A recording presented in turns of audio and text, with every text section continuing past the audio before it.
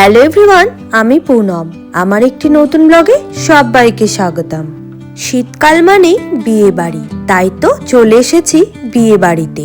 ঢুকতেই রাধাকৃষ্ণের মূর্তি দর্শন করে চলে এলাম সোজা বউয়ের কাছে। বউ কিন্তু ভীষণ মিষ্টি দেখতে। বউকে দেখা মাত্রই চলে এলাম বরকে দেখতে। বিয়ে শুরু হতে দেরি আছে, তাই তো চলে এলাম স্টার্টার খেতে। খেয়ে দেই না হয় বসে বসে বিয়ে দেখব, যেহেতু পাশের বাড়িতে বিয়ে। আজ কিন্তু রাত্রি করে বাড়ি ফিরলেও কোনো সমস্যা নেই। পেখম আবার বিয়ে বাড়ির কফি খেতে ভীষণ ভালোবাসে, তাই একটু বিয়ে বাড়ি গেলে ওকে কফি খাওয়াই। তবে কফি কিন্তু বাড়িতে সেভাবে দেওয়া হয় না, যেহেতু ছোট সেই জন্য। এবারে আমরা বিয়ে দেখার জন্য সবাই রেডি হয়ে আছি। ও মা, পাশে একটা ছোট বাচ্চা তাকিয়ে তাকিয়ে কি হাসছিল, তাই তো অনুপম কোলে নিয়ে আদর করছিল। বিয়ে বাড়ির ডেকোরেশনটা আমার কিন্তু বেশ ভালো লেগেছে। ছায়া মণ্ডপটা দেখো কি সুন্দর ফুলে ফুলে ভরা।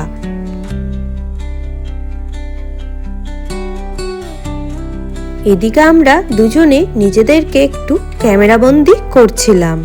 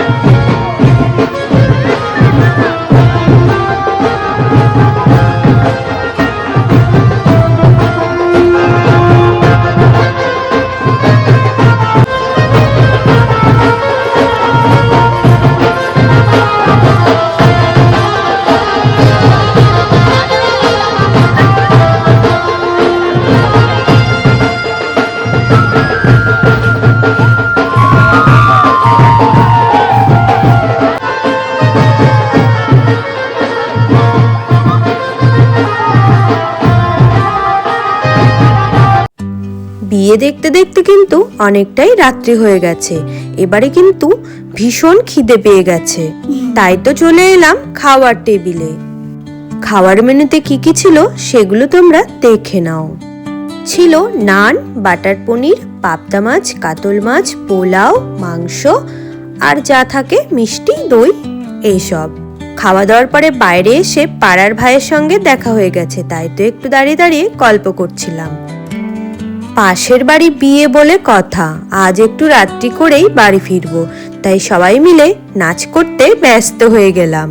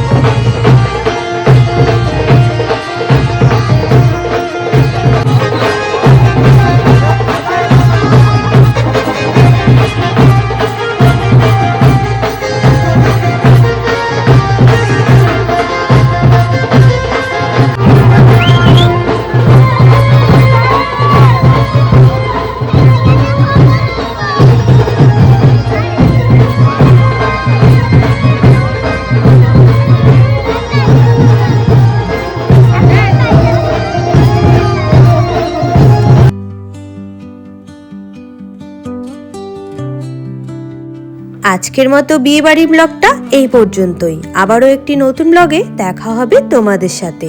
ততক্ষণের জন্য বাই বাই। সবাই ভালো থাকবেন, সুস্থ থাকবেন।